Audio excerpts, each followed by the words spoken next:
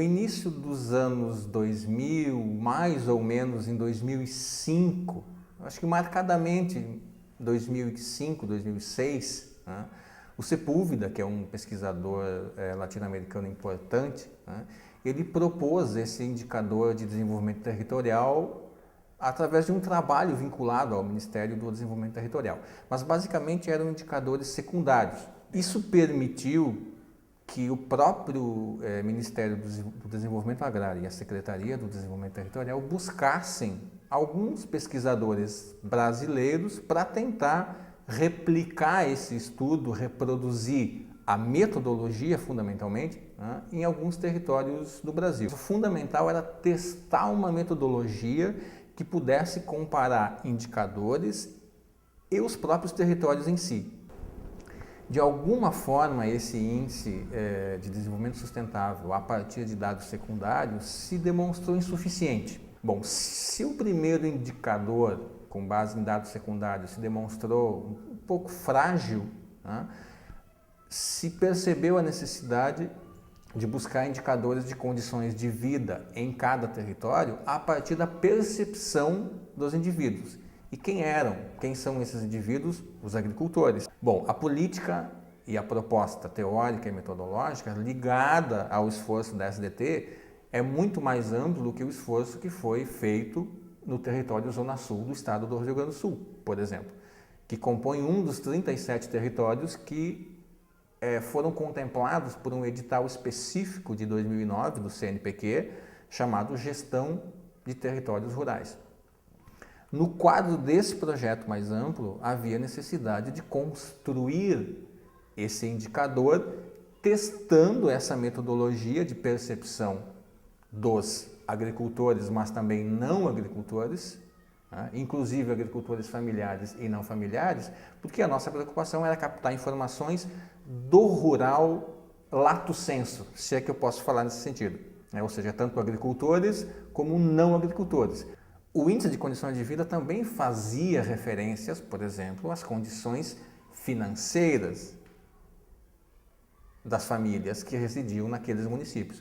O desafio passou a ser interpretar esse dado à luz de uma literatura, especialmente as contribuições de Amartya Sen, na medida em que qual era a possibilidade ou as condições efetivas que estes indivíduos residentes nestes domicílios rurais tinham em transformar mais educação ou em transformar níveis de educação em qualidade de vida, ou em transformar posse de terra em qualidade de vida, né?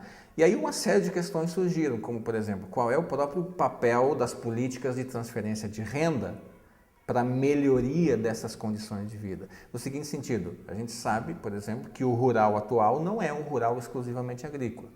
A gente sabe que o rural atual, ou que as pessoas que residem no meio rural, têm um relativamente amplo acesso a serviços de crédito, de microcrédito, de Pronaf ou coisas dessa natureza, né? A recursos de aposentadoria, transferências de renda, né? Então, um desafio que ainda permanece, né?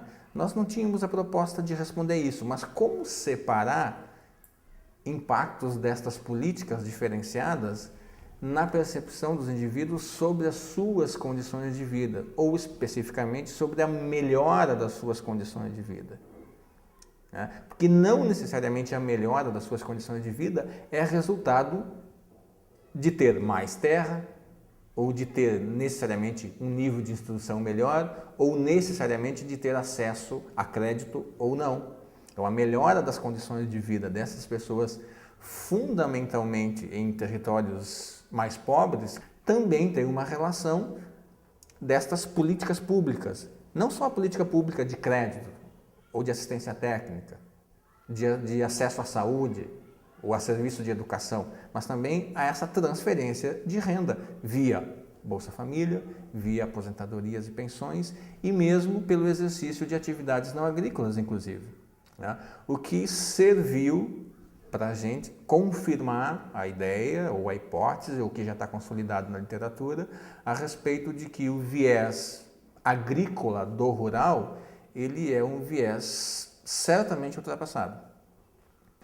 Nós encontramos muitos domicílios rurais pluriativos, né, não agrícolas e apenas de residência.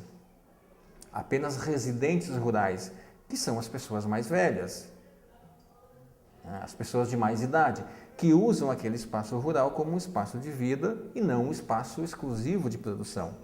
Né? Então, isso é um desafio que a gente ainda não tem todas as ferramentas para identificar e problematizar. Eu acho que a gente consegue identificar, mas a gente ainda tem alguma dificuldade em problematizar isso e tornar isso elementos para o debate, seja para o debate acerca do desenvolvimento rural, seja para o debate acerca do desenvolvimento territorial. E aí um indicador de condições de vida me pareceu bastante adequado, porque distancia, em boa medida, dos indicadores mais tradicionais ou clássicos, independente de como a gente os chame, né, mas traz para referência, ou toma como referência, a percepção das pessoas. Mas isso se demonstrou um desafio grande que aos poucos a gente vai tentar melhorar e entender qual é a relação mais qualitativa entre fatores, características e efeitos do desenvolvimento, como, por exemplo, efeitos destas políticas públicas. Será que são efeitos muito passageiros, momentâneos ou, de fato, eles vêm para ficar?